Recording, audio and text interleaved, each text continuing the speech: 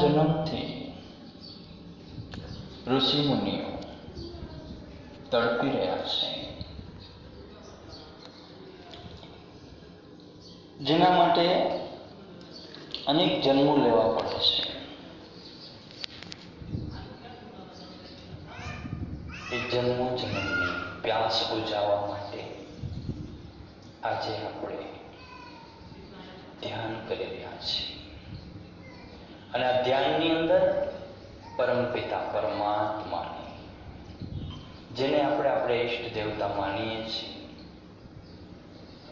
એ પરમપિતા પરમાત્માને આપણે મને મન યાદ કરી લેવાના છે. કારણ કે એ શક્તિ છે એ આપણી મૂળ શક્તિ છે. અને મૂળ શક્તિને પ્રાપ્ત કરવી એ આપણા માટે બહુ જરૂરી છે. તો મૂળ શક્તિનું અનુસંધાન કરતા કરતા પ્રાણની ગતિને ઉદ્ધરગમન કરતા કરતા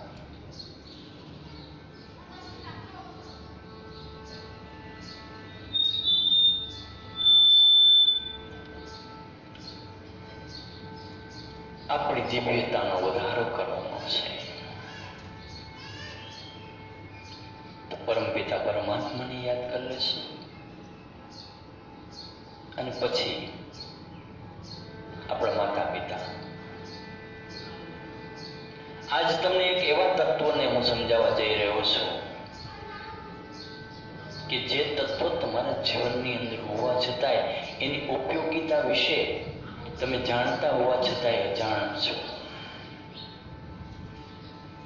અને એ તત્વ છે તમારા માતા પિતા અને તમારા સાસુ સસરા. આને પણ આજે યાદ કરી લેજો. અને તમારા ગુરુને. આ ચાર તત્વની ધર્મ, અર્થ, કામ, મોક્ષ સાથેના શું સંબંધો છે, તમારા જીવનની અંદર તમને કેવી રીતે ઉપયોગી છે,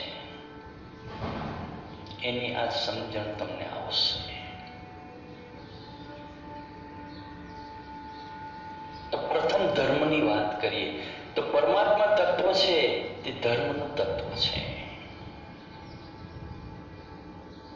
અને જ્યાં માણસને ધર્મની વાત આવે ને ત્યાં માણસ મૃત્યુથી પણ નથી ડરતો. આપણા ઋષિ મુનિઓ ધર્મની રક્ષાને કાજે પોતાના પ્રાણોની આહુતિઓ આપી દીધી છે.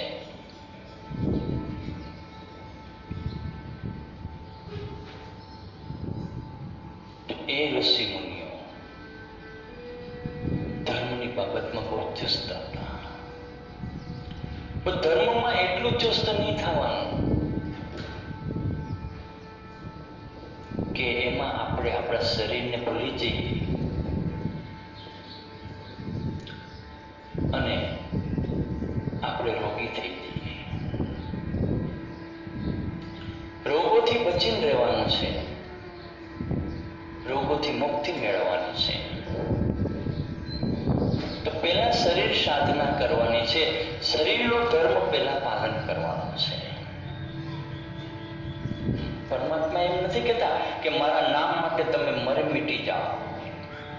પરમાત્મા એમ કહે છે કે તમે મારા નામની રક્ષા કરવી હોય ને, મારા કામની રક્ષા કરવી હોય, મારા ધર્મનું તમારે પાલન કરવું હોય તો તમારી પાસે પહેલા શરીર જોશે અને એ પણ નિરોગી જોશે.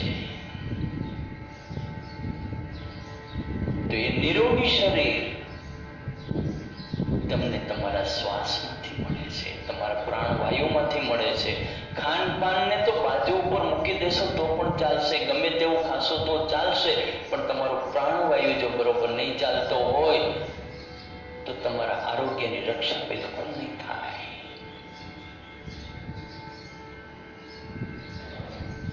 કારણ કે શુદ્ધિકરણની પ્રક્રિયાની લેબોરેટરી તમારી અંદર છે.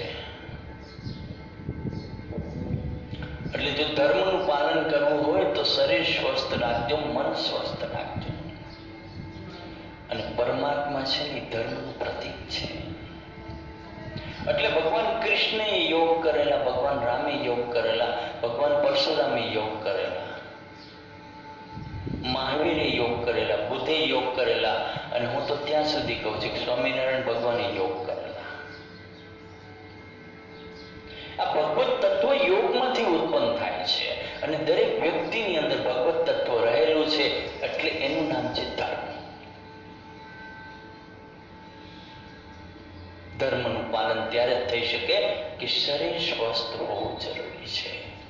પથારીમાં પડ્યા ભગવાનની પૂજા ન થઈ શકે. પથારીમાં પડ્યા મંદિરે ન જઈ શકાય. એના માટે હાથ પગ હાલવા જરૂરી છે. સ્વસ્થ શરીર, સ્વસ્થ મનની પ્રાપ્તિ એ ધર્મની પ્રાપ્તિ બરોબર છે. તો પરમાત્મા એ ધર્મની નિશાની છે અને એ ઈષ્ટ દેવતાને યાદ કરવાનો છે આપણે. અને ત્યાર પછી આવે છે માતા પિતા. માતા પિતા છે અર્થ ઉપાર્જન છે. ધર્મ અર્થ છે ને એ માતા પિતા છે. કારણ કે આપણે જન્મીએ તો ભણી ગણી લગ્ન કરીએ ત્યાં સુધીની બધી સુવિધાઓ આપણા માતા પિતા આપણી સંભાળે છે. તો અર્થ પ્રાપ્તિનું સાધન એટલે આપણા માતા પિતા છે. તો માણસ છે ને પોતાની રોજી રોટીને હંમેશા સાચવી રાખે. એટલે માતા પિતા વૃદ્ધ થઈ જાય ને તો આપણે માતા પિતાની સેવા કરવી જોઈએ. કારણ કે એના દ્વારા આ શરીરનું પોષણ થયું છે, એના દ્વારા આ શરીરનો જન્મ થયો છે. આ શરીરનું નિર્માણ માતા પિતા દ્વારા થયું છે. તો માતા પિતાને વંદન એટલા માટે છે. એ અર્થ છે, તમારા જીવનનો સાચો અર્થ તમારા માતા પિતા છે. પોતાના તમામ સુખ સુવિધાઓને બાજુ ઉપર મૂકીને તમારું લાલન પાલન તમારા માતા પિતાએ કર્યું છે. એટલે હું વારંવાર આ ચાર તત્વોને બહુ મહત્વ આપું છું. આના વગર તમારું કઈ આગળ છે જ નહીં. પણ તો એને આગળ રાખવા માટે છે આરોગ્ય બહુ જરૂરી છે. કેમ કે આ બધું આરોગ્યથી પ્રાપ્ત થઈ શકે છે. ધર્મની પ્રાપ્તિ, પછી અર્થની પ્રાપ્તિ, અને પછી સાસુ સસરા આવે છે. કામનાઓની, ઈચ્છાઓની તૃપ્તિનું સાધન. પોતાની યુવાન દીકરી કોઈ પણ અજાણ્યા વ્યક્તિ સાથે પરણાવી દે છે.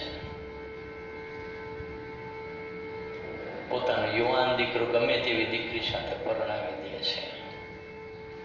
કેટલો ભાવ હોય છે આવનાર વ્યક્તિ ઉપર, પોતાની વહુ ઉપર કે પોતાના જમાઈ ઉપર, કે મારી દીકરીને સુખી રાખશે મારો જમાઈ. અને દીકરાના મા બાપને હંમેશા એમ હોય છે કે મારી દીકરાની વહુ સર્વગુણ સંપન્ન મારા કુળને તારી દેશે.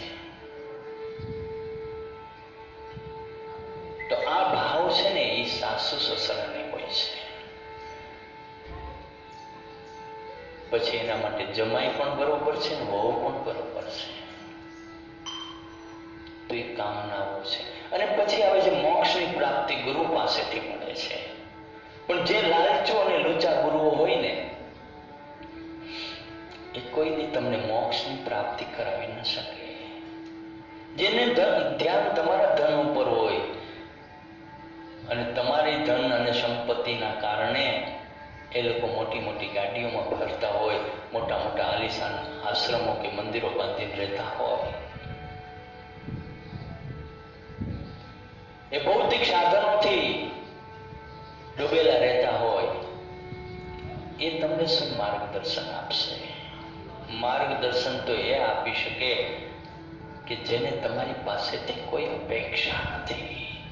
માત્ર પોતાનો કેળો સુધારવો છે અને પોતાનો કેળો સુધારતા સુધારતા તમારો કેળો પણ સુધારી નાખવો છે. બાકી તો આપ ભી ડૂબે, દેશ ભી ડૂબે, જનતા કો ભી લે ડૂબે.